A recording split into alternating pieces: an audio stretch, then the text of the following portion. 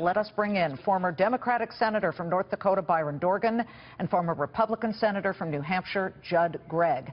As he continues to speak, Senator Gregg, he floated all the things that Stephen Mnuchin and Gary Cohn have talked about already. Do those three main points, do you think that that can get passed somehow, some way, so we can have some kind of tax reform? Absolutely. Tax reform is not like health care reform, where within the Republican Party there are a lot of different views, and there was a lot of stress because health care reform involved creating new entitlements. Tax reform is basically in the wheelhouse of Republican philosophical views, and you're going to see a major tax reform bill here. It's being negotiated as we speak between the White House, specifically Secretary Mnuchin, Speaker Ryan and Mitch McConnell, and the chairmen of the Ways and Means and Finance Committee. It would be nice if it had bipartisan support, and really it should, if they do it right, by keeping it progressive but reducing rates. But I see the pathway to passing tax reform is pretty clear. If they have to use reconciliation, they'll use it.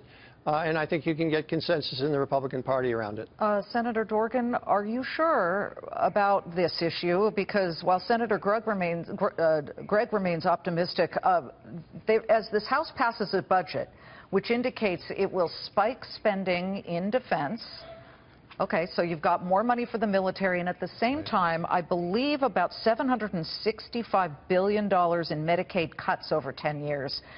That may not be so incredibly palatable to some Republicans, perhaps. With your experience in passing bills over the years, do you see this as clearly as Judd Gregg does? Well, honestly, I don't, and I like Judd, but I think this is very complicated. It happened last time when President Reagan and Republicans and Democrats in the Congress got behind tax reform. Even then, it was a difficult lift. But in this case, I think unless there's some sort of group of Republicans and Democrats pulling the wagon here, I think it's going to be hard to do tax reform, just as it's been hard to do health care issues. Specifically, why? Is it, Senator Gregg, a possibility? Will you concede that some Republican-run states with Republican House members and senators are very concerned about cutting things like food stamps, cutting things like educational programs, or Medicare, Medicaid? Well, actually, the way this works out is that that part of the budget is not going to impact tax reform. Tax reform will be done separate from the budget, and the budget proposal that was sent up by the White House, which I thought was pretty mystical in its presentation, and the one that's been passed by the House is not going to be the final product. I like that word. But what will be the final product? What will be the final product under the budget resolution will be a reconciliation instruction which allows the Senate to move forward with 51 votes.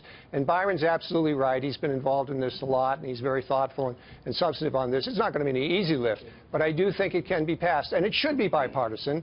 But right now there doesn't seem to be a lot of interest on the other side of the aisle in participating on this or anything else. Let me just add on some of these issues. There is no such thing as a death tax, of course. There's a tax on inherited wealth, but not a death tax.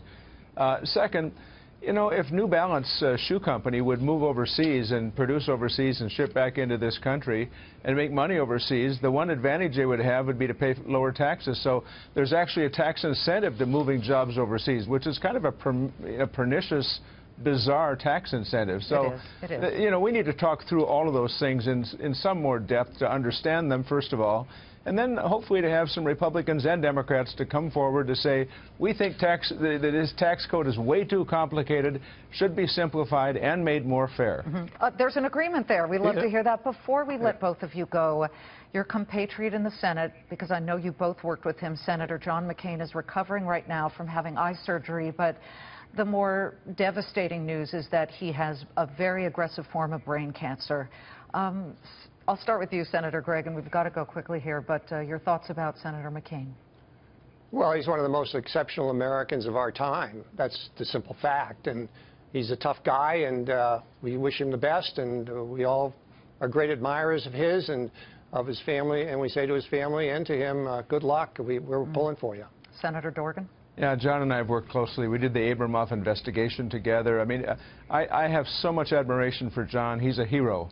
And my thoughts and prayers are with him as he fights this terrible disease, and we all wish him well. Amen. Absolutely. Great to see you both, Senator Byron, Thank you. Senator Gregg. We appreciate it.